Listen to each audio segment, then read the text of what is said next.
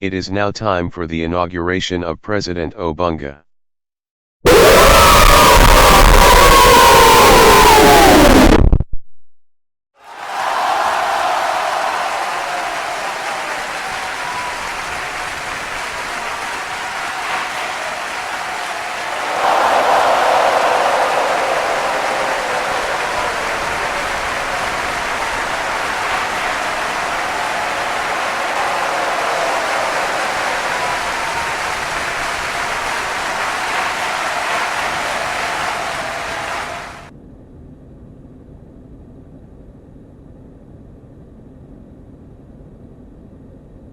Okay, here's the dealio. Do you solemnly swear to execute the office of President faithfully, and none of that corrupt shit and stuff?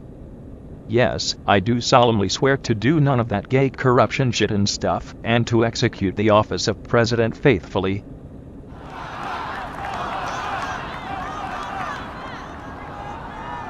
My fellow citizens, I stand here today humbled by the task before us, grateful for the trust you've bestowed, mindful of the sacrifices borne by our ancestors. I thank President Bush for his service to our nation, as well as the generosity and cooperation he has shown throughout this transition. 44 Americans have now taken the presidential oath.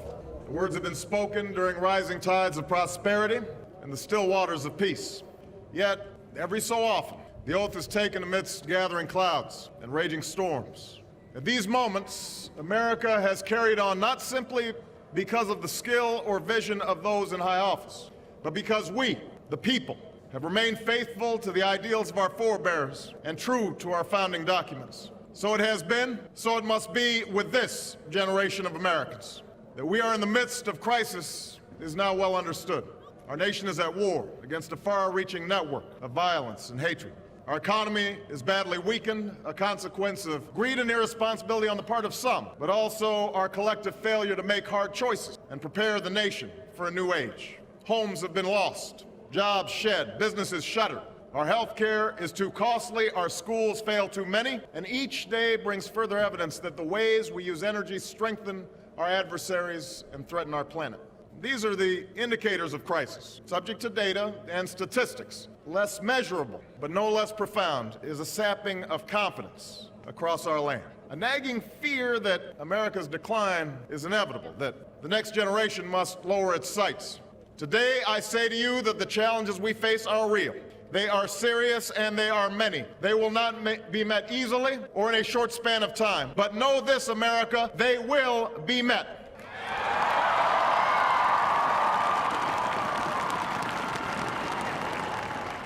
On this day, we gather because we have chosen hope over fear, unity of purpose over conflict and discord.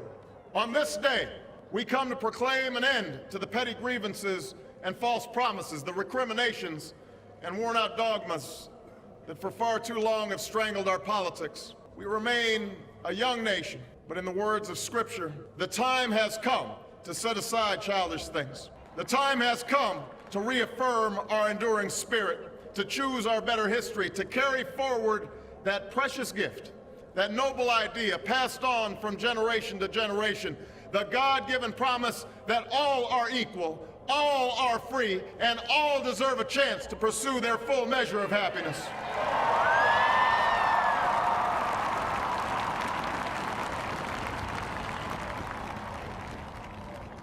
In reaffirming the greatness of our nation, we understand that greatness is never a given. It must be earned.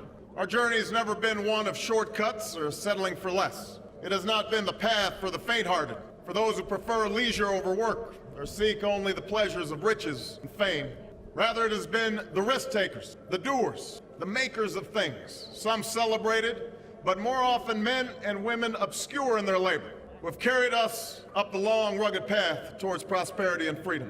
For us, they packed up their few worldly possessions and traveled across oceans in search of a new life. For us, they toiled in sweatshops and settled the West, endured the lash of the whip, and plowed the hard earth. For us, they fought and died, in places.